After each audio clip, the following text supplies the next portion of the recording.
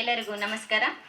ಕನ್ನಡ ನಾಡಿನ ಸಮಸ್ತ ಜನತೆಗೆ ವಂದಿಸುತ್ತಾ ಇಂದು ನಾವು ನಾಡಿನ ಜನತೆಗಾಗಿ ಸಾಹಿತ್ಯ ಕಲಾ ವೇದಿಕೆ ಒಳಗುಂದಿ ಹೂವಿನ ಹಡಗಲಿಯ ವರಪುತ್ರ ಬ್ರಾಂಡ್ ಚಾನೆಲ್ ವತಿಯಿಂದ ಒಂದು ಅತ್ಯಂತ ಸುಂದರವಾದಂತಹ ಒಂದು ಅದ್ಭುತ ಕಾರ್ಯಕ್ರಮವನ್ನ ಈ ನಮ್ಮ ಐತಿಹಾಸಿಕ ಪ್ರದೇಶವಾದಂತಹ ಹಂಪಿಯಲ್ಲಿ ಹಮ್ಮಿಕೊಂಡಿದ್ದೇವೆ.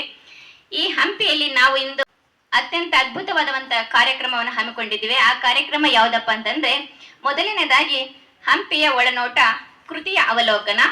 ಇದರ ಶೀರ್ಷಿಕೆ ಅಡಿಯಲ್ಲಿ ಹಂಪಿಯ ಕಲ್ಲಿನ ಕತೆ ನಮ್ಮಯ್ಯ ಜೊತೆ.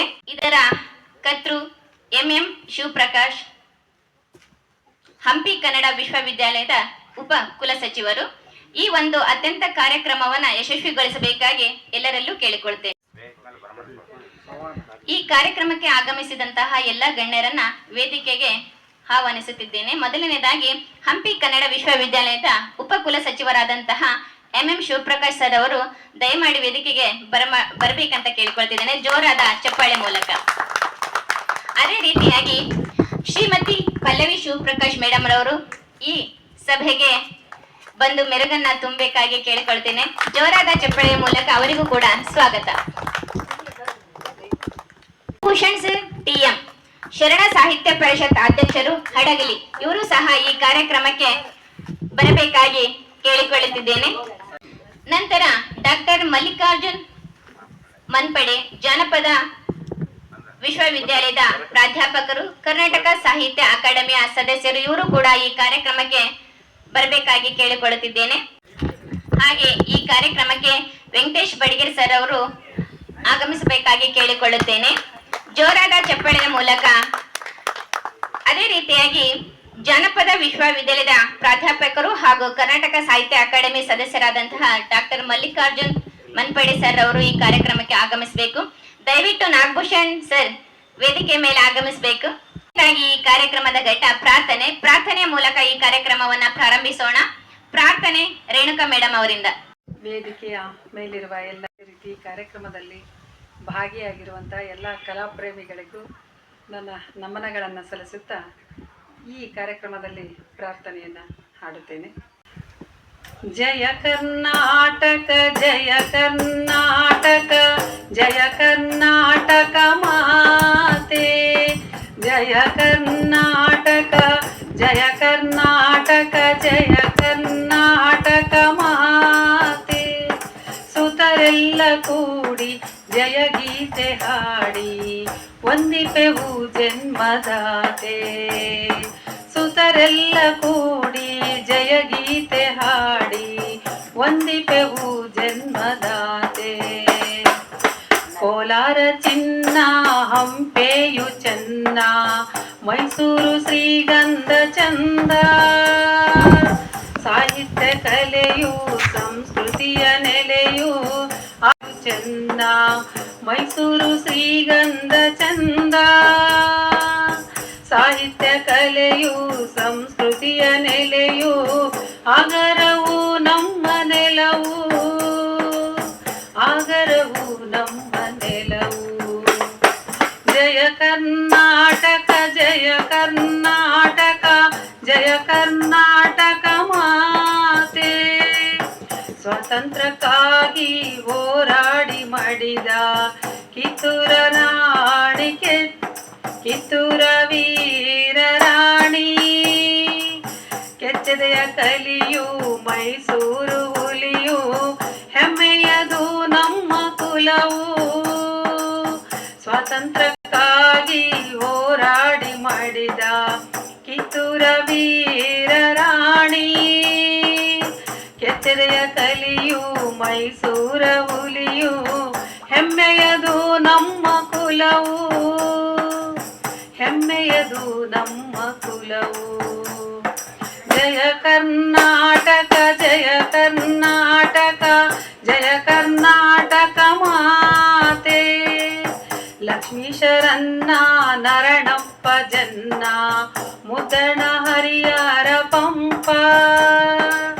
ಹಿರಿಕವಿಗಳಿಂದ ವರ ಪಡೆದು ಬಂದ ಕನ್ನಡವು ನಮ್ಮ ನುಡಿಯು.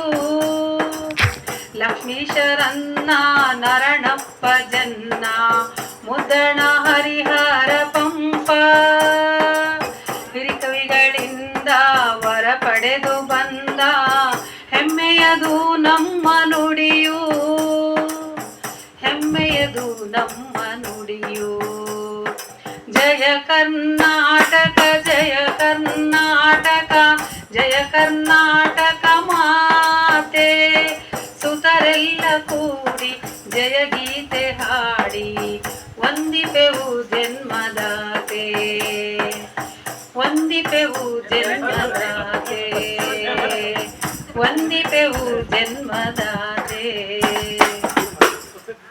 ಅಂತಹ ರೇಣುಕಾ ಮೇಡಮ್ ಹಾಗೂ ಸರ್ಗೆ ಧನ್ಯವಾದಗಳು. ಹಾಗೆ ಈ ಕಾರ್ಯಕ್ರಮಕ್ಕೆ ಈಗ ತಾನೇ ಆಗಮಿಸಿದಂತಹ ಜನಪದ ವಿಶ್ವವಿದ್ಯಾಲಯ ಪ್ರಾಧ್ಯಾಪಕರು, ಕರ್ನಾಟಕ ಸಾಹಿತ್ಯ ಅಕಾಡೆಮಿಯ ಸದಸ್ಯರು ಆದಂತಹ ಮಲ್ಲಿಕಾರ್ಜುನ್ ಮನ್ಪೇಡೆ ಸರ್ ಅವರಿಗೆ ತುಂಬು ಹೃದಯದ ಸ್ವಾಗತ. ಈ ಕಾರ್ಯಕ್ರಮದ ಸ್ವಾಗತವನ್ನ ಗೌರಮ್ಮ ಮೇಡಮ್ ಅವರು ನಡೆಸಿಕೊಡ್ಬೇಕಾಗಿ ಕೇಳಿಕೊಳ್ತಿದ್ದೇನೆ. ಸ್ವಾಗತವನ್ನು ಬಯಸುತ್ತೇನೆ. ಅದೇ ರೀತಿಯಾಗಿ ಈ ಒಂದು ವೇದಿಕೆಯಲ್ಲಿ ಹಸೀನರಾದಂಥ ಕನ್ನಡ ವಿಶ್ವವಿದ್ಯಾಲಯದ ಉಪಕುಲ ಸಚಿವರಾದ ಶ್ರೀಯುತ ಎಂ ಶಿವಪ್ರಕಾಶ್ ಸರ್ ಅವರಿಗೂ ಕೂಡ ನಾನು ಹೃತ್ಪೂರ್ವಕವಾದ ಸ್ವಾಗತವನ್ನು ಬಯಸ್ತೇನೆ. ಅದೇ ರೀತಿ ಅವರ ಶ್ರೀಮತಿ ಪಲ್ಲವಿ ಶಿವಪ್ರಕಾಶ್ ಸರಿಗೂ ಕೂಡ ನಾನು ಆತ್ಮೀಯ ಸ್ವಾಗತವನ್ನು ಬಯಸುತ್ತೇನೆ. ಅದೇ ರೀತಿಯಾಗಿ ಈ ಒಂದು ವೇದಿಕೆಯಲ್ಲಿ ಗಣ್ಯಮಾನರಾಗಿರ್ತಕ್ಕಂಥ ಶ್ರೀಯುತ ಮಲ್ಲಿಕಾರ್ಜುನ್ ಸರ್ ಅವರಿಗೂ ನಾನು ಆತ್ಮೀಯ ಸ್ವಾಗತವನ್ನು ಬಯಸ್ತಾ ಇದ್ದೇನೆ. ಅದೇ ರೀತಿಯಾಗಿ ಮಕ್ಕಳ ಸಾಹಿತ್ಯ ಪರಿಷತ್ ಅಧ್ಯಕ್ಷರಾದ ಶ್ರೀಯುತ ವೆಂಕಟೇಶ್ ಬಡಗೇರ್ ಸರ್ ಅವರಿಗೂ ಕೂಡ ನಾನು ಆತ್ಮೀಯ ಸ್ವಾಗತವನ್ನು ಬಯಸುತ್ತೇನೆ. ಅದೇ ರೀತಿಯಾಗಿ ಹಂಪೆಯ ಒಳನೋಟ ಕೃತಿ ಅವಲೋಕನ ಕಾರ್ಯಕ್ರಮಕ್ಕೆ ತಮ್ಮೆಲ್ಲರಿಗೂ ಆತ್ಮೀಯ ಆದರ ಪ್ರೀತಿಪೂರ್ವಕವಾಗಿ ಸ್ವಾಗತಿಸುತ್ತೇನೆ. ಹಂಪಿ ಎಂದರೆ ಕೇವಲ ಕಲ್ಲಿನ ನಗರವಲ್ಲ, ಅದು ಕನ್ನಡಿಗರ ಹೆಮ್ಮೆ, ವಿಜಯನಗರ ಸಾಮ್ರಾಜ್ಯದ ವೈಭವ, ಕಲೆ, ಸಾಹಿತ್ಯ, ಸಂಸ್ಕೃತಿ ಮತ್ತು ವಾಸ್ತುಶಿಲ್ಪದ ಜೀವಂತ ಸಾಕ್ಷಿಯಾಗಿದೆ. ಇಂಥ ಐತಿಹಾಸಿಕ ಹಂಪೆಯ ಒಳನೋಟವನ್ನು ಸಾಹಿತ್ಯದ ಮೂಲಕ ಓದುಗರಿಗೆ ಪರಿಚಯಿಸುವ ಅಮೂಲ್ಯ ಕೃತಿಯನ್ನು ರಚಿಸಿದ ಲೇಖಕರಾದ ಶ್ರೀಯುತ ಎಂ ಶಿವಪ್ರಕಾಶ್ ಅವರಿಗೆ ಮತ್ತೊಮ್ಮೆ ಮೊಗದೊಮ್ಮೆ ಹೃದಯಪೂರ್ವಕ ಅಭಿನಂದನೆಗಳನ್ನು ಸಲ್ಲಿಸ್ತಾ ಇದ್ದೇನೆ. ಒಳ್ಳೆಯ ಪುಸ್ತಕ ಮನುಷ್ಯನಿಗೆ ಉತ್ತಮ ಸ್ನೇಹಿತ, ಉತ್ತಮ ಗುರು ಮತ್ತು ಜೀವನದ ದಾರಿದೀಪವಾಗಿರ್ತದೆ. ಅಂಥ ಒಂದು ಉತ್ತಮ ಕೃತಿ ಅವಲೋಕನದಲ್ಲಿ ಇಂದು ನಾವು ಒಂದೇ ವೇದಿಕೆಯಲ್ಲಿ ಎಲ್ಲರೂ ನಾವು ಸೇರಿರುವುದರಿಂದ ಸಾಹಿತ್ಯಾಸಕ್ತರಿಗೂ ಸಾಹಿತ್ಯದ ಮೇಲಿನ ಪ್ರೀತಿ ಪ್ರತೀಕವಾಗಿದೆ ಅನಿಸ್ತಾ ಇದೆ. ಇಂದಿನ ಕಾರ್ಯಕ್ರಮದಲ್ಲಿ ಭಾಗವಹಿಸಿರುವ ಎಲ್ಲ ಸಾಹಿತಿಗಳು, ಕವಿತ್ರಿಯರು ತಮ್ಮ ಅಮೂಲ್ಯವಾದ ವಿಚಾರಗಳನ್ನು ಹಂಚಿಕೊಳ್ಳಲಿದ್ದಾರೆ. ಅವರ ಅನುಭವ, ಅಭಿಪ್ರಾಯ ಮತ್ತು ಸಾಹಿತ್ಯದ ಒಳನೋಟಗಳು ನಮ್ಮೆಲ್ಲರ ಜ್ಞಾನವನ್ನು ಶ್ರೀಮಂತಗೊಳಿಸಲಿ ಎಂದು ಆಶಿಸುತ್ತಾ ಎಲ್ಲರಿಗೂ ಮತ್ತೊಮ್ಮೆ ಹೃದಯಪೂರ್ವಕವಾದಂಥ ಸ್ವಾಗತವನ್ನು ಬಯಸುತ್ತೇನೆ.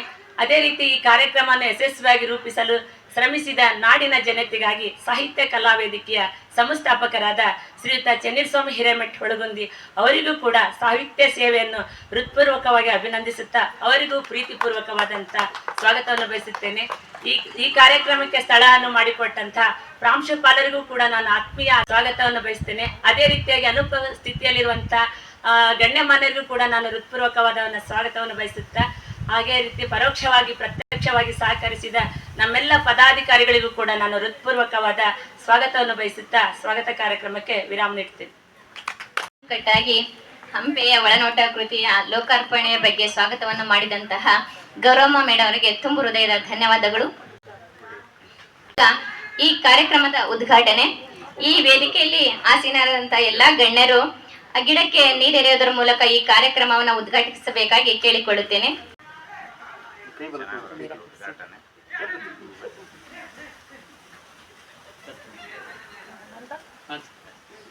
ಸುಂದರವಾದಂತಹ ಕಾರ್ಯಕ್ರಮ ಹಂಪೆಯ ಒಳನೋಟ ಹಾಗೂ ಕೃತಿಯ ಲೋಕಾರ್ಪಣೆ ಮತ್ತು ಹಂಪೆಯ ಕಲ್ಲಿನ ಕತೆ ನಮ್ಮೆಯ ಜೊತೆ ಅಂತಕ್ಕಂಥ ಈ ಒಂದು ಕಾರ್ಯಕ್ರಮವನ್ನು ಶ್ರೀ ವೆಂಕಟೇಶ್ ಬಡಿಗೇರ್ ರವರು ಪ್ರಾಸ್ತಾವಿಕ ನುಡಿಯಲಿದ್ದಾರೆ. ಸರ್, ತಮಗೆ ಈ ವೇದಿಕೆ. ಸಾಹಿತ್ಯ ಕಲಾ ನಾಡಿನ ಜನತೆಗಾಗಿ ಸಾಹಿತ್ಯ ಕಲಾ ವೇದಿಕೆ ಇದು ವರಪುತ್ರ ಬ್ರ್ಯಾಂಡ್ ಚಾನಲ್ ಅಂತೇಳಿ ಒಂದು ವಿನೂತನವಾಗಿರ್ತಕ್ಕಂಥ ಚಾನಲನ್ನು ಶ್ರೀಯುತ ಚನ್ನವೀರ ಸ್ವಾಮಿ ಅವರು ತಮ್ಮ ಹಲವಾರು ಆಕಾಂಕ್ಷೆಗಳನ್ನು ಮೈದುಂಬಿಕೊಂಡು ಮಾಡಿದಂಥ ಒಂದು ಚಾನಲ್ ಇದು.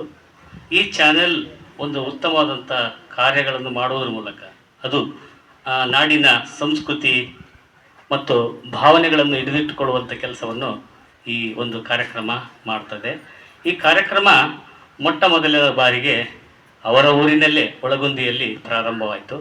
ಬಹಳ ವಿನೂತನವಾದಂತಹ ಲವಲವಿಕೆಯಾಗಿರ್ತಕ್ಕಂತಹ ಭಾವನೆಗಳನ್ನೆಲ್ಲ ಮೈಗೂಡಿಸಿಕೊಂಡು ಒಮ್ಮೆಲೆ ತನ್ನ ಭಾವನೆಗಳನ್ನು ಹೂವಾಗಿ ಅರಳಿಸಿದಂಥ ಸಮಯ ಅದು ಒಳಗುಂದಿಯಲ್ಲಿ ಬಹಳಷ್ಟು ಮಹಿಳೆಯರು ಕೂಡ ಭಾಗವಹಿಸಿದ್ದು ನಿಜವಾಗಲೂ ಬಹಳ ಖುಷಿಯಾಗ್ತಕ್ಕಂಥ ವಿಚಾರ. ಮತ್ತು ನಾಗರ ಪಂಚಮಿ ಇರ್ಬೋದು, ಮತ್ತು ಬೇರೆ ಬೇರೆ ವಿಚಾರಗಳನ್ನಿಟ್ಟುಕೊಂಡು, ವೈಚಾರಿಕ ವಿಚಾರಗಳನ್ನಿಟ್ಟುಕೊಂಡು ಕಾರ್ಯಕ್ರಮಗಳನ್ನು ಆಯೋಜಿಸ್ತಾ ಬರ್ತಾ ಇದೆ.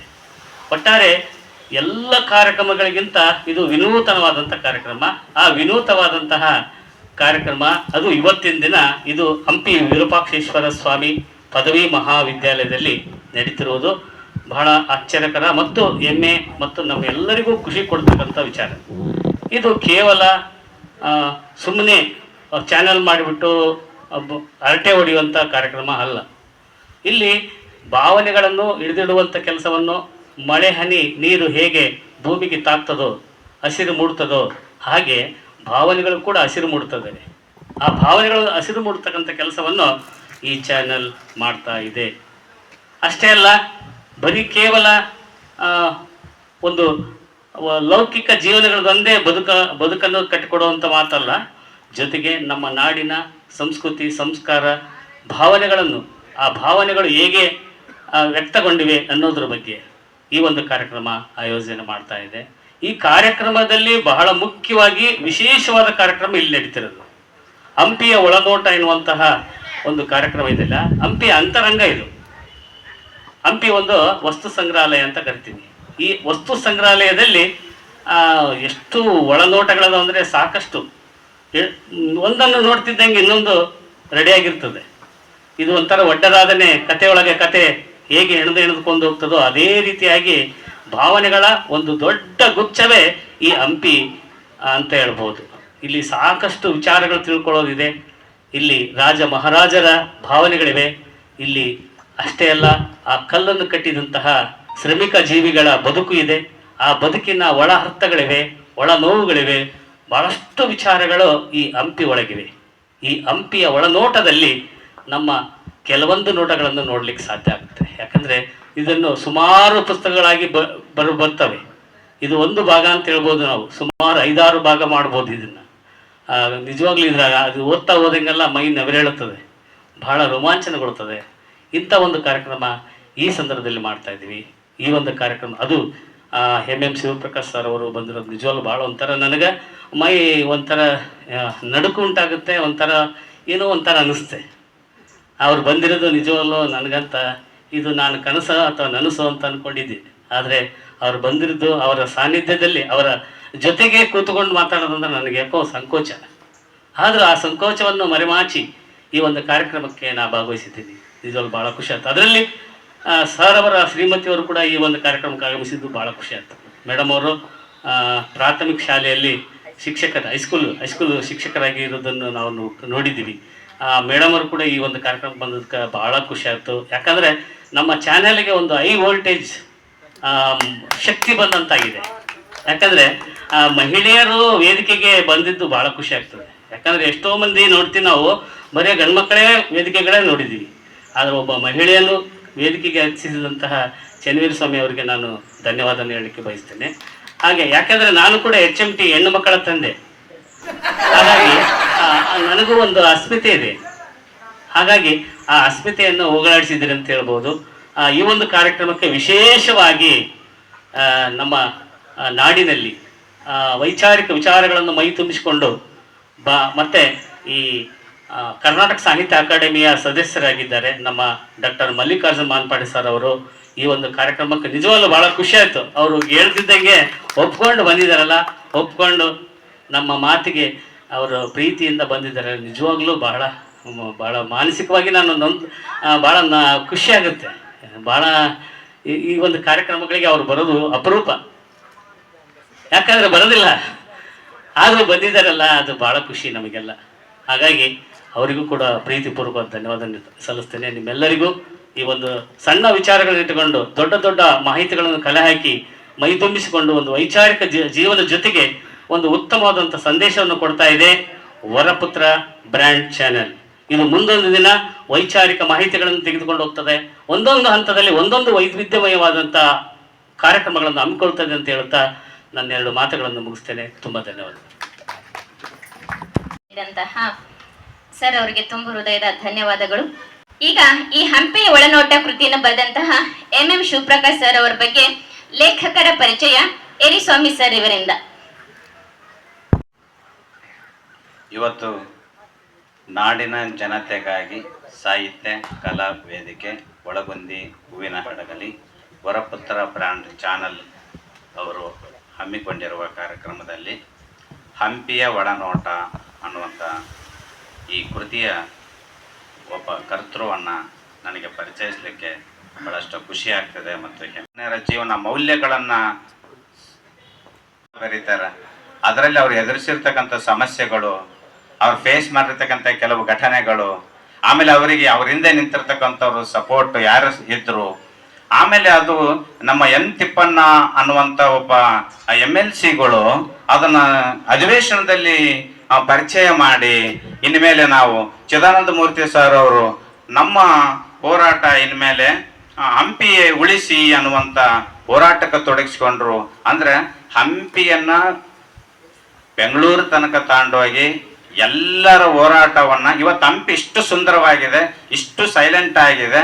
ಹಂಪಿ ಇವತ್ತು ವಿಶ್ವ ವಿಖ್ಯಾತಿ ಒಳಗ ಯಾವುದೇ ಅನುಮಾನ ಇಲ್ಲ ಅನ್ನೋದಕ್ಕೆ ಒಂದು ಸಣ್ಣ ಕಪ್ಪು ಚುಕ್ಕಿ ಇಲ್ಲಾರ್ದಂಗೆ ಪರಿಚಯ ಮಾಡ್ತಕ್ಕಂಥದ್ದು ಸ್ಥಳ ಆಗಿರ್ಬೇಕು. ಅಂದ್ರೆ ಮೋಸ್ಟ್ಲಿ ನಮ್ಮ MM ಶಿವಪ್ರಕಾಶ್ ಸರ್ ಅವರು ಹೋರಾಟ ಇಲ್ಲದೆ ಇದ್ರೆ ಹೋರಾಟದಿಂದಲೇ ಆ ಥರ ಆಗಿತ್ತು.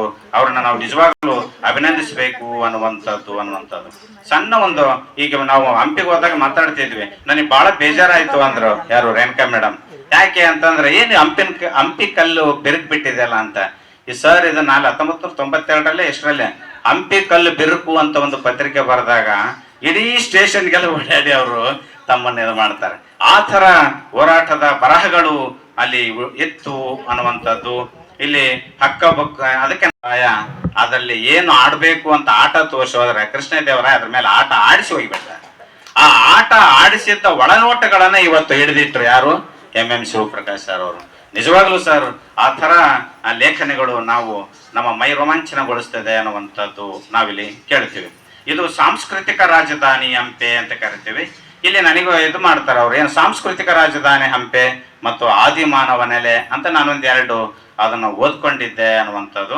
ಇವತ್ತಿನ ಆಧುನಿಕ ಸಡಗರದಲ್ಲಿ ಆಧುನಿಕ ಈ ಎಡಬೆಳಂಗಿ ಒಳಗ ಬಹಳಷ್ಟು ಆದಿಮಾನವನ ಇದೇನಾಯ್ತು ಬದುಕು ಮತ್ತು ಆ ನೆಲೆಗಳನ್ನ ಕಂಡುಕೊಂಡು ಒಂದು ಕೃತಿಯಲ್ಲಿ ಬರ್ಕೊಟ್ಟಂತ ವಿಶಾಲ ಮನೋಭಾವನೆ, ಅಷ್ಟೇ ತಾಳ್ಮೆ ಸ್ವರೂಪ ಇದು ನಮಗೆ ನೋಡಿದ್ರೆ ಗೊತ್ತಾಗತ್ತೆ. ಸಾರ್ ನೋಡಿದ್ರೆ ಗೊತ್ತಾಗತ್ತೆ. ನಾನು ಬುದ್ಧಂದು ಬಹಳ ಕಥೆಗಳು ಓದಿದ್ದೆ, ಬುದ್ಧ ಬಹಳ ತಾಳ್ಮೆ ಅಂತ. ನನಗೆ ಈಗ ಅರ್ಥ ಆಕೈತಿ ಬುದ್ಧ ಇನ್ನೊಬ್ರು ಇಲ್ಲಿದ್ದಾರೆ ಅಂತ. ನಿಜವಾಗ್ಲು ಆ ಥರ ನನಗೆ ಅಷ್ಟು ಶಾಂತಿ ಸ್ವಭಾವದ ಒಬ್ಬ ವ್ಯಕ್ತಿಯನ್ನ ನಾನು ನೋಡಿದೆ ಅನ್ನುವಂಥದ್ದು. ಈ ರಾಮಾಯಣ ಕಾಲದ ಆ ಕಿಷ್ಕಿಂದೆ ಅನ್ನುವಂಥದ್ದು, ಇಲ್ಲ ರಾಮ ಸುಗ್ರೀವರ ವಾಲಿ ಇದು ವಿಜಯನಗರ ಸಾಮ್ರಾಜ್ಯ, ಈ ಪಂಪನೆಲ, ಕರ್ನಾಟಕ ದೇಶ, ಇವೆಲ್ಲ ಪರಿಚಯ ಮಾಡಿಕೊಡೋದಕ್ಕಿಂತ ಅವ್ರು ಬಹಳ ಚೆನ್ನಾಗಿ ಇದು ಮಾಡ್ತಾರೆ. ನಾವು ಅಲ್ಲಿ ಹಂಪಿಗೆ ಹೋದಾಗ ಕೆಲವರು ಹೇಳಿದ್ರು, ನಮ್ಮ ಚನ್ನವೀರ ಸ್ವಾಮಿಯವರೇ ಹೇಳಿದ್ರು, ಇಲ್ಲಿ ನೋಡ್ರಿ ಯಾರು ಒಂದು ಕಲ್ಲಿನ ಮೇಲೆ ಒಬ್ಬರು ಹೆಸರು ನೋಡ್ರಿ ಅಂದ್ರು. ಯಾರು ಹೆಸರು ಬರ್ಕೊಳ್ಳಲ್ಲ ಹಂಪಿ ವಿರೂಪಾಕ್ಷೇಶ್ವರ ಮುಂದೆ. ಅಂತ ಹರಿಹರನೇ ಇದು ರಗಳೆಗಳು ಬರಿಬೇಕಾದ್ರೆ ಆತನ ಹೆಸರು ಬರ್ಕೊಳ್ಳಿಲ್ಲ, ಹಂಪಿ ವಿರೂಪಾಕ್ಷೇಶ್ವರ ಅಂತ ಬರದ. ಅದನ್ನ ಕಂಡು ಬಾಲಕ ಪ್ರಾಥಮಿಕ ಶಾಲೆಯಲ್ಲಿ ಹಂಪಿಗೆ ಬಂದ್ರಲ್ಲ, ಅವಾಗ ಅವ್ರದ್ದು ಯೋಚನೆ ಶಕ್ತಿ ಮತ್ತು ಅವ್ರ ಕಣ್ ದೃಷ್ಟಿ, ದೂರದೃಷ್ಟಿ ಅಥವಾ ದಿವ್ಯ ದೃಷ್ಟಿ ಅಂತೀವಿ, ಆ ದಿವ್ಯ ದೃಷ್ಟಿಯಿಂದಲೇ ಅವರೆಲ್ಲ ಆ ಕ್ಯಾಪ್ಚರ್ ಮಾಡ್ಕೊಂಡು ಆ ಕಣ್ಣೊಳಗೆ ಸೆರೆ ಹಿಡ್ಕೊಂಡು ಅವರು ಒಂದು ಪ್ರಬಂಧ ಬರೆದ್ರು. ಆ ಪ್ರಬಂಧ ಧಾರವಾಡದ ಆಕಾಶವಾಣಿಯಲ್ಲಿ ಬಹಳಷ್ಟು ಅದು ಪ್ರಸಿದ್ಧಿ ಆಯಿತು ಅನ್ನುವಂಥದ್ದು ತಮ್ಮ ಅನುಭವದ ಮಾತುಗಳಲ್ಲಿ ಹೇಳ್ಕೊಂಡಿದ್ದಾರೆ. ಹೀಗಾಗಿ ಸಣ್ಣ ಮಕ್ಕಳು ಇರ್ಬೇಕಾದ್ರೆ ಅವರು ಅಲೆ ಹಂಪಿ ಪ್ರಕಾಶರಾಗ್ಬಿಟ್ಟಿದ್ರೇನು ಅನ್ನುವಂಥದ್ದು. ಅದಕ್ಕೆ ಅವರು ಲೆಕ್ಚರರ್ಸ್ ಎಲ್ಲ ಅವ್ರು ಪಾಠ ಕೇಳ್ಬೇಕಾದ್ರೆ ಎಷ್ಟು ಆಸಕ್ತಿ ಇತ್ತು ಅನ್ನುವಂಥದ್ದು ಹೇಳ್ತಾರೆ. ಅಲ್ಲಿ ತ್ರಿಲೋಕ್ ಸರ್ ಅನ್ನುವಂಥವ್ರು ಪಾಠ ಮಾಡ್ಬೇಕಾದ್ರೆ ಅವ್ರನ್ನ KD ರಾಯ ಅಂತ ಕರಿತಿದ್ರು. ನಾನು KD ರಾಯ ಅಂತ ಯಾಕೆ ಬಳಸ್ಯಾರ ಇಲ್ಲಿ? KD ಅಂತ ಅಲ್ಲ, ಅದು KD ಅಂದ್ರೆ ಕೃಷ್ಣ ದೇವರಾಯ ಅಂತ, ಆ ಅರ್ಥದಲ್ಲಿ ಅವ್ರನ್ನ ಬಳಸ. ಅವಾಗ ನಮಗೆ ಬಹಳ ಆಸಕ್ತಿ ಇತ್ತು ಅಂತ ಅರ್ಥ. ಆಮೇಲೆ ಸಾರನ್ನ ನಾನು ಪರಿಚಯ ಮಾಡೋಕ್ಕಿಂತ ಸಾರನ್ನ ಯಾಕೆ ಪರಿಚಯ ಮಾಡ್ಬೇಕಂದ್ರೆ ಸಾರು ವ್ಯಕ್ತಿತ್ವ ಎಂಥದ್ದು ಅನ್ನೋದಕ್ಕೆ ಡಾಕ್ಟರ್ ಎಂ ಚಿದಾನಂದ ಮೂರ್ತಿ ಅವರ ಜೊತೆ ಕಳೆದಿರ್ತಕ್ಕಂಥದ್ದು. ಕನ್ನಡ ಅಲ್ಲಿ ಇದು ಶಾಸ್ತ್ರಿ ಅಂತವ್ರು ಇದು ಚಂದ್ರಶೇಖರ್ ಶಾಸ್ತ್ರಿ ಸರ್ ಅಂತ ಬರ್ತಾರೆ. ಚಂದ್ರಶೇಖರ್ ಇವರು ಯಾರು ಸರ್, ಇದು ಚಂದ್ರಶೇಖರ್ ಕುಲಪತಿ ಅವರು ಕಂಬಾರ್ ಸರ್ ಅವರು ಬರ್ತಾರೆ. ಅಂದ್ರೆ ಈ ತರ ಎಲ್ಲ ವ್ಯಕ್ತಿಗಳ ಒಡನೋಟ ಅವ್ರಿಗೆ ಇತ್ತು ಅನ್ನುವಂಥದ್ದು. ಆಮೇಲೆ ನೋಡ್ರಿ, ಅವ್ರಿಗೆ ಇನ್ನೂ ಬಹಳ ಪ್ರಭಾವ ಬೀರುತ್ತೆ ಏನು ಅಂದ್ರೆ, ಹಂಪಿ ಅವ್ರನ್ನ ಹೆಂಗ್ ಕರಿತಿತ್ತು ಅನ್ನೋದಕ್ಕೆ ಸೈಕಲ್ ತಗೊಂಡ್ ಬರ್ಲಿಕ್ಕೆ ಕರಿತಿತ್ತು ಅವ್ರನ್ನ. ಬೈಸಿಕಲ್ ರ್ಯಾಲಿ ಅಂತ ಮಾಡಿದ್ರು ಅವರು. ಆ ಬೈಸಿಕಲ್ ರ್ಯಾಲಿ ಮಾಡಿ ಹಂಪಿಗೆ ಬಂದ್ರು. ಅಂದ್ರೆ ನಾವ್ ಇಲ್ಲೇದಿಲ್ಲ ಹಂಪಿಗೆ ಬರಕ್ ನಾವು ಸುತ್ತಮುತ್ತಲ ಜನ ಬಹಳ ಯೋಚನೆ ಮಾಡ್ತೀವಿ. ಹಿರಿಯಾಡಗಳಿಂದ ಇದಕ್ಕೆ ಹಂಪಿಗೆ ಬೈಸಿಕಲ್ ಅಲ್ಲಿ ಬಂದ್ರು ಅಂತಂದ್ರೆ ಅವರು ಎಷ್ಟು ಇದಿರ್ತದೆ. ಆಮೇಲೆ ಅವರೆಲ್ಲ ಹೇಳ್ತಾರೆ, ಚಿತ್ರನಟರು ಅಶೋಕರ ಜೊತೆಗೆ ಇದ್ದೆ, ಕೊಟ್ರಸ್ವಾಮಿ ಮಠದಲ್ಲಿ ನಾನು ಇಲ್ಲೇ ಉಳ್ಕೊಂಡಿದ್ದೆ ಅಂತ. ಆಮೇಲೆ ಇಲ್ಲಿ ಹಂಪಿ ವಿಶ್ವವಿದ್ಯಾಲಯ ಈಗ ನಾವೆಲ್ಲ ಬಹಳಷ್ಟು ಗೌರವದ ಆದಿತ್ಯ ಮಾಡಿದ್ರು. ನಾವೆಲ್ಲ ಒಂಥರ ಆ ಖುಷಿಗೆ ಅಪಾರವಾಗಿತ್ತು ಅನ್ನುವಂಥದ್ದು. ಹೆಂಗೆ ನಮ್ಮ ಇವರು ಯಶಸ್ವಿ ಅವ್ರು ಬರ್ತಾರೆ, ಇರಬೇಕು ಇರುವಂತೆ ತೊರೆದು ಸಾವಿರ ಚಿಂತೆ ಮಳೆ ಸುರಿದು ಹಗುರ ಆಗೋ ಮುಗಿಲಿನಂತೆ. ನಾವ್ ಹಂಗ ಆಗ್ಬಿಟ್ಟಿದ್ವಿ, ನಮ್ಮ ಎಲ್ಲ ಭಾವನೆಗಳು ಹಗುರ ಆಗ್ಬಿಟ್ಟಿತ್ತು. ಆ ತರದ ಆದಿತ್ಯ ಕೊಟ್ರಲ್ಲ ಆ ಯೂನಿವರ್ಸಿಟಿಗೆ ಇವರು ಒಬ್ಬ ಉಪಕುಲ ಸಚಿವರಾಗಿ ಬಂದ್ರು. ಅಂದ್ರೆ ಒಬ್ಬ ಶ್ರೇಷ್ಠ ಉಪಕುಲ ಸಚಿವರು. ಅಂತವ್ರ ಜೊತೆಗೆ ನಾವ್ ಇರ್ಲಿಕ್ಕೆ ಬಹಳಷ್ಟು ಖುಷಿ ಆಗ್ತದೆ ಅನ್ನುವಂಥದ್ದು. ಪರಿಚಯ ಮಾಡ್ಲಿಕ್ಕೆ ಕೂಡ ನನ್ನ ಅದೃಷ್ಟ ಅಂತ ನಾನು ಅನ್ಕೊಂಡಿದ್ದೀನಿ ಅನ್ನುವಂಥದ್ದು. ಯಾಕೆಂದ್ರೆ ಇಲ್ಲಿ ಇಂಥ ಒಂದು ಕ್ಷೇತ್ರದಲ್ಲಿ ಅವರು ಉದ್ಯೋಗವನ್ನ ತಗೊಂಡ್ರು ಅನ್ಲಿಲ್ಲ, ಆ ಸ್ಥಾನ ಇವರನ್ನ ಕರೆದು ಕೂರಿಸಿತು ಅನ್ನುವಂಥದ್ದು. ಯಾಕಂದ್ರೆ ಹಂಪಿ ವಿರೂಪಾಕ್ಷೇಶ್ವರ ಯಾವತ್ತಿಗೂ ನಾವು ಕೇಳಿದ್ದನ್ನು ಕೊಡಲ್ಲ, ಅದು ಯಾರಿಗೆ ಬೇಕಾಯ್ತು ಅವ್ರನ್ನ ಕರೆದು ಕೂಡಿಸ್ತದೆ. ಮೋಸ್ಟ್ಲಿ ಅದು ಆ ಸ್ಥಾನಕ್ಕೆ ಸಾರ ಬೇಕಾಗಿತ್ತೇನೋ, ಅದಕ್ಕೆ ಅವ್ರನ್ನ ಕರೆದು ಕೂಡಿಸ್ತೇನೋ ಅನ್ನುವಂಥದ್ದಕ್ಕೆ ನಾನು ಅವ್ರಿಗೆ ಹೇಳ್ತಿದ್ದೇನೆ. ಹಾಗಾಗಿ ಅವ್ರನ್ನ ಚಂದ್ರಶೇಖರ್ ಶಾಸ್ತ್ರಿ, ಚಂದ್ರಶೇಖರ್ ಕಂಬಾರ್ ಅಥವಾ ಈ ತರಂಗ ಪತ್ರಿಕೆಯವರು ಅಥವಾ ಪ್ರಜಾವಾಣಿ ಪತ್ರಿಕೆಯವರು, ವಿಜಯ ಕರ್ನಾಟಕ ಪತ್ರಿಕೆಯವರು, ಇವತ್ತೇನು ಬರ್ತಾ ಇದೆಯಲ್ಲ ಹಂಪಿ ಟೈಮ್ಸ್ ಅನ್ನುವಂಥ ಪತ್ರಿಕೆ ಅವ್ರನ್ನೇ ನಾವು ಹಂಪಿ ಟೈಮ್ಸ್ ಪತ್ರಿಕೆಯಲ್ಲಿ ಸರ್ ಬಹಳ ಓದ್ತೇವೆ. ಎಷ್ಟು ಮೆಚ್ಚುಗೆಗಳು ಅಂತ ಹೇಳಿದ್ರೆ ಭರಪೂರಿತ, ಅಷ್ಟು ಮೆಚ್ಚುಗೆಗಳು ಅವ್ರ ಬಗ್ಗೆ ಬರಿತಾ ಇದ್ದಾವು ಅಂತದ್ದು. ಇವ್ರಿಗೆ ನಾವು ನಿಜವಾಗ್ಲೂ ಅಭಿನಂದಿಸಬೇಕು ಅನ್ನುವಂಥದ್ದು. ಇವ್ರನ್ನ ನಾವು ಅದಕ್ಕೆ ಇಲ್ಲಿ ಹಂಪಿ ಹರಿಹರ ಶಿವಪ್ರಕಾಶ್ ಸರ್, ಹಂಪಿ ರಾಘವಂಕ ಶಿವಪ್ರಕಾಶ್ ಸರ್ ಅಂತೇಳಿ ಕರೆದ್ರು ನಾವು ತಪ್ಪೇನಲ್ಲ. ಅದು ಬೃಹತ್ ದೇಶಿ ಗ್ರಂಥ ಅನ್ನುವಂಥದ್ದು ನಮ್ಗೆ ಗೊತ್ತಿದ್ದಿಲ್ಲ, ಅದು ಆಯ್ತು ಅನ್ನುವಂಥದ್ದು. ಹೀಗೆ ದಾಸ ಸಾಹಿತ್ಯ ಶ್ರೇಷ್ಠ ಸಾಹಿತ್ಯ ಆಗಿ ಬೆಳಲಿಕ್ಕೆ, ಆಮೇಲೆ ದಾಸ ಸಾಹಿತ್ಯವನ್ನ ಮತ್ತು ಇತರ ಸಾಹಿತ್ಯವನ್ನ ತಮ್ಮಲ್ಲಿ ಮೇಳೈಸಿಕೊಂಡು ಬರೆದ್ರು ಅನ್ನುವಂಥದ್ದು. ನೋಡಿ ಎಂತೆಂಥ ವ್ಯಕ್ತಿಗಳು, ರಾಬರ್ಟ್ ಬ್ರೂಸ್ ಅನ್ನುವಂಥ ವ್ಯಕ್ತಿಯನ್ನು ಪರಿಚಯ ಮಾಡಿಕೊಡ್ತಾರೆ. ಆಮೇಲೆ ಮೊಸಳೆಯ ಗುಡ್ಡ ಅಂತ ನಮ್ಗೆ ಗೊತ್ತಿದ್ದಿಲ್ಲ, ಅದನ್ನ ಪರಿಚಯ ಮಾಡಿಕೊಡ್ತಾರೆ. ಆಮೇಲೆ ಇಲ್ಲಿ ಕ್ಯಾಪ್ಟನ್ ನೋಬೋಲ್ಡ್ ಅನ್ನುವಂಥ ವ್ಯಕ್ತಿಯನ್ನು ಪರಿಚಯ ಮಾಡಿಕೊಡ್ತಾರೆ. ಆಮೇಲೆ ನಮ್ಮ ಸುತ್ತಮುತ್ತಲ ಪ್ರದೇಶ ನಮ್ಗೆ ಏನು ಗೊತ್ತಿದ್ದಲ್ಲ, ಕಮಲಾಪುರ, ಬುಕ್ಸಾಗರ, ಕಾರಿಗನೂರು, ಕುಡತಿನಿ, ಸಂಗನಕಲ್ಲು, ಈ ತರ ಯಾವ ಆದಿಮಾನವನ ನೆಲೆ ಅಂತ ಗೊತ್ತಿತ್ತು ಅಷ್ಟೇ. ಅದು ಯಾಕೆ ಆದಿಮಾನವನ ನೆಲೆ ಅಂತ ಗೊತ್ತಿದ್ದಿಲ್ಲ. ನಾವೆಲ್ಲ ಆಧುನಿಕ ಸಡಗರದಲ್ಲಿ ನಾವು ಬ್ಯುಸಿ ಆಗಿಬಿಟ್ಟಿದ್ವೇನೋ. ಬಟ್ ಆ ಲೋಕದೊಳಗ ಇದ್ದು ಈ ಲೋಕದಲ್ಲಿ ಈ ಕೃತಿಯನ್ನು ಬರ್ಕೊಟ್ಟ ಮಹಾನ್ ಸಾಧಕರು ಎಂ ಶಿವಪ್ರಕಾಶ್ ಸರ್. ನಿಜವಾಗ್ಲೂ ನಿಮ್ಗೆ ಅಭಿನಂದನೆಗಳನ್ನ ಸಲ್ಲಿಸುತ್ತಾ ನಿಮ್ಮನ್ನ ಪರಿಚಯ ಮಾಡಿ, ನಮ್ಗೆ ಇವತ್ತು ಸರ್ ಜೊತೆಗೆ ಮೇಡಮ್ ಅವರು ಬಂದಿದ್ದಾರೆ, ಶಿವಪ್ರಕಾಶ್ ಪಲ್ಲವಿ ಶಿವಪ್ರಕಾಶ್ ಸರ್ ಮೇಡಮ್ ಅವರು. ನಿಜವಾಗ್ಲೂ ಮೇಡಮ್ ನೀವು ಅವ್ರಿಗೆ ಸಹಕಾರ ಕೊಟ್ಟಿರೋದ್ರಿಂದಲೇ ಇವತ್ತು ಈ ಸಾಧನೆ ಮಾಡಕ್ ಸಾಧ್ಯ ಆಯ್ತು. ಮತ್ತು ಅವ್ರ ಮಗ ಇವತ್ತು ಒಬ್ಬ ಶಕ್ತಿಯುತವಾದಂತ ಎದುರಿಗೆ ವಿವೇಕಾನಂದ ನಿಂತಂಗೆ ಆಗಿತ್ತು ನನಗೆ. ಅಲ್ಲಿ ನಿಂತಾಗ ನೋಡಿದ್ದೆ ನಾನು. ನಿಜವಾಗ್ಲು ಆ ತರದ ವ್ಯಕ್ತಿತ್ವ ನೀವು ಬೆಳೆಸ್ಕೊಂಡಿದ್ದೀರಿ, ಹೀಗೆ ಬೆಳೆಸ್ಕೊಳ್ರಿ. ಇಂಥ ಲೇಖಕರ ಪರಿಚಯ ಮಾಡ್ಕೊಳ್ಳಿಕ್ ನನಗೆ ನಿಜವಾಗ್ಲೂ ಅದೃಷ್ಟವಂತ ಅಂತ ಹೇಳ್ತಾ ನಾನು ಮಾತುಗೆ ವಿದಾಯ ಹೇಳ್ತಿದ್ದೀನಿ. ಜೈ ಹಿಂದ್, ಜೈ ಕರ್ನಾಟಕ.